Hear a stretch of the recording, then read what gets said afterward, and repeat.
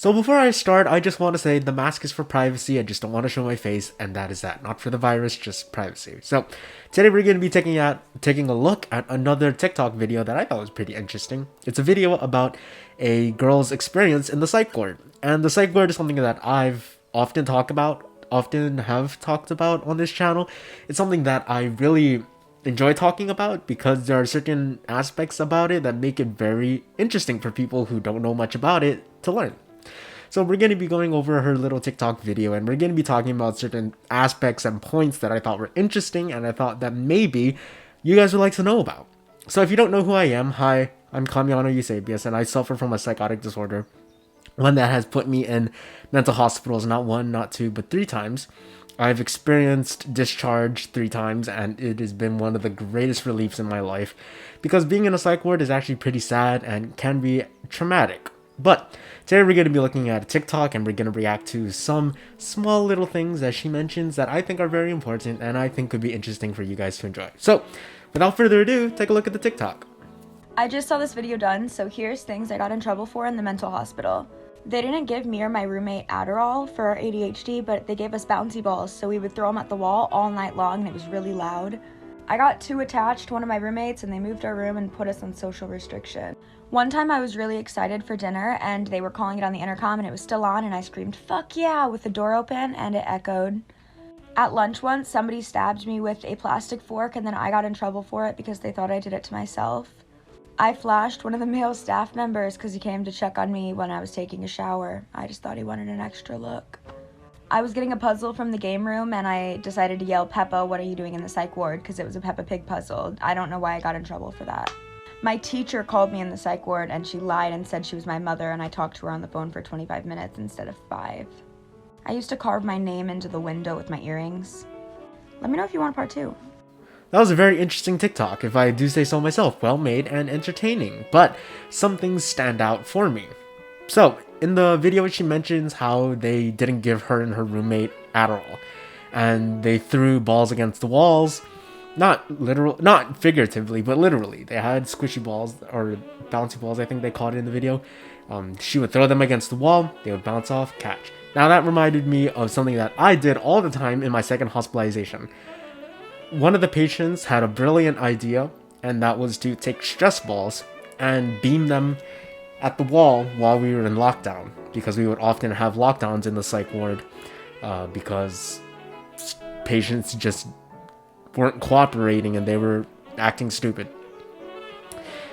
I realize how demeaning that can be, but it was honestly, it was stupid. They were acting stupid. The one patient that would often cause lockdowns all the time, it was for stupid reasons. Oh, this puzzle isn't the color that I want it to be, therefore I will start acting like a 5-year-old. It was stupid. But in those times that we had lockdowns, not my roommate, but one of the other patients, he showed me this cool little trick where you beam a stress ball at the wall and you catch it again, and you just keep doing that. And one of the therapists during group therapy, he was like, I can hear you guys all throwing your stress balls against the wall. And we were like, yeah, we're bored. We're in lockdown. Lockdown lasts for like 2 hours. What are we supposed to do? He was like, well, everybody else can hear you throwing those balls against the wall, so I recommend you don't do that because it can be annoying. I'm not even a patient and I'm annoyed.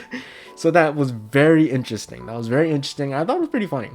So the second point that she brings up is being attached and being moved to social separated from social interactions, I think. And I kind of had a similar experience. I actually enjoyed being in padded rooms during my second stay in a mental hospital because it allowed me to be separated from people. And as you know, I'm not the best with people. And so it was very awkward with me and my roommate in my first and second hospitalization. And I would often send myself into the padded room and I'd be like, yo, I want to be in here. I want to sing to myself. Oh, there's piss on the floor. Who cares? I'm by myself. And the next point that I think is interesting is her yelling "fuck yeah, dinner" because it was announced on the intercom. Now, for us, it was never really announced. For us, it was more of the PA or a therapist or nurse would come in and they'd be like, "Oh, time for dinner," and we'll go line up to go into the sunroom.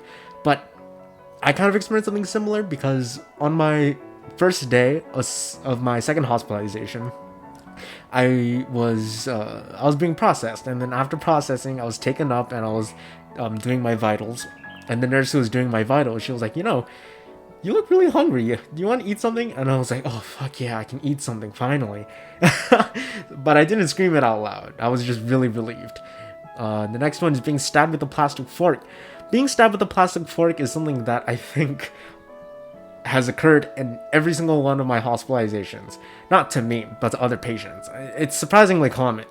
In my first hospitalization, there were these two kids who just wanted to kill each other so badly, and I was a bit confused because they're like 5. But I guess when you're 5 years old and you're in a mental hospital, you're not even in the best rational state of mind. In my second hospitalization, one of the other patients who was always causing lockdowns threatened to stab another patient who was also causing a lot of lockdowns. And in my third stay, one of the patients, she had a plastic fork and she was mad, so she was stabbing her food and it slipped and it cut her hand, which kind of isn't really a stab, but it was whatever. In the mental hospital, you actually have to put your utensils in a specific area because they don't want you taking the utensil back to your room and hurting yourself. So that's interesting. And carving into the windows with her earrings. That was an interesting one. Oh, wait, no, before that, Peppa Pig, what are you doing in the psych ward? Screaming. So, something that often occurs in the mental hospital are lockdowns, and lockdowns often happen when you are experiencing a sort of breakdown or you pose a not a danger but a disturbance to other patients and their mental state. So screaming, Peppa Pig, what are you doing in the psych ward? That can be considered to a certain extent triggering.